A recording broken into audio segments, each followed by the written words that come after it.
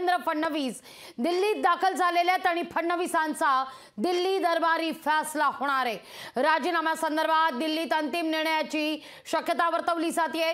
देवेंद्र फडणवीसांसंदर्भात दिल्ली काय निर्णय घेणार हे पाहणं फार महत्त्वाचं आहे।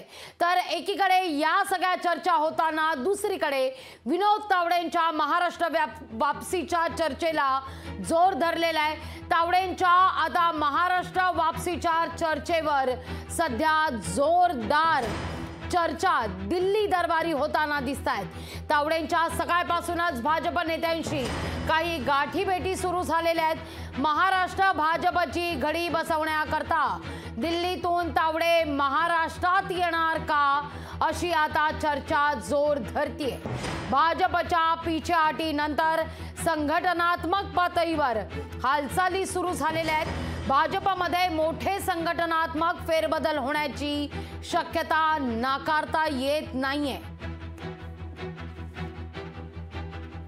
या घडीची महत्त्वाची ही बातमी आपण म्हणू शकतो। एकीकडे भावी मुख्यमंत्री म्हणून रेसमध्ये असलेल्या 2019 दरम्यान विनोद तावडे यांचा विधानसभेच्या निवडणुकीत पत्ता कट करण्यात आलेला होता आणि त्यानंतर मात्र राष्ट्रीय राजकारणात तावडेंचं वजन हे बऱ्या अंशी वाढायला सुरुवात झालं। विशेष म्हणजे आपण जर पाहिलं तर अलीकडच्या काळात विनोद तावडे यांनी केलेली राजकीय खेळी ही फार चर्चेची आहे। या सगळ्या विषयी अधिक जाणून घेण्याकरता माहिती घेण्याकरता म्हणून थेट जाते आमचे प्रतिनिधी चेतन ननावरे यांच्याकडे। चेतन, विनोद तावडेंच्या महाराष्ट्र वापसीवर आपण चर्चा करणार आहोतच, पण सगळ्यात महत्त्वाचं चेतन मला 2019ची या ठिकाणी आठवण करून द्यायची आहे। 2019ला जेव्हा विधानसभेच्या दरम्यान विधानसभा निवडणुकी दरम्यान भावी मुख्यमंत्री म्हणून रेसमध्ये असलेल्या विनोद तावडे यांचा पत्ता कट झालेला होता। तेव्हा विनोद तावडे यांनी एक ट्विट केलेलं होतं। ते ट्विट होतं सुरेश भट यांची ती कविता होती। कविता अशी होती की विजलो आज जरी मी, हा माझा अंत नाही, पेटेन उद्या नव्यानं मी, हे सामर्थ्य नाशवंत नाही। आज त्या कवितेची पुन्हा एकदा महाराष्ट्राला आठवण होतीये। ते वाक्य विनोद तावडेंनी ट्विट केलेलं, दिल्लीत नेमकं काय होतंय। सामर्थ्यवान सध्या असलेले विनोद तावडे यांचं वजन राष्ट्रीय राजकारणात वाढतंय। दिल्लीतून व्हाया तावडे हे जरी म्हणत असले नो महाराष्ट्र ओनली राष्ट्र, तरी ते महाराष्ट्रात येणार आहेत का, विशेष म्हणजे डॅमेज कंट्रोलच्या दृष्टीनं? निश्चितच लागली, कारण अनेक कंगोरे आहेत या बातमीसाठी आणि या चर्चेसाठी।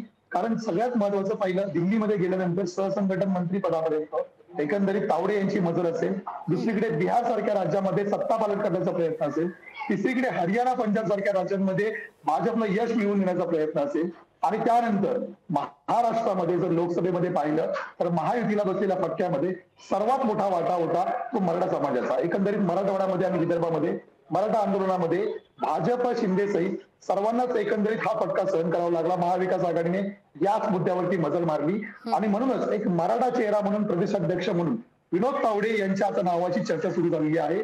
जर विनोद तावडे यांचं कमबॅक झालं तर मराठा समाजाचा जो रोष आहे तो मोठ्या प्रमाणामध्ये शमवण्यामध्ये कुठेतरी यश मिळू शकतं, अशी चर्चा आता भाजपला उडत आहे। त्यामुळे एकूणच आता विनोद तावडे यांचं महाराष्ट्रामध्ये कमबॅक होणार का आणि पुन्हा एकदा त्यांच्यावरती प्रदेशाध्यक्ष पदाची जबाबदारी सोपवून भाजप एक नवी खेळी खेळणार का, या संदर्भात आता चर्चा सुरू आहे लागली।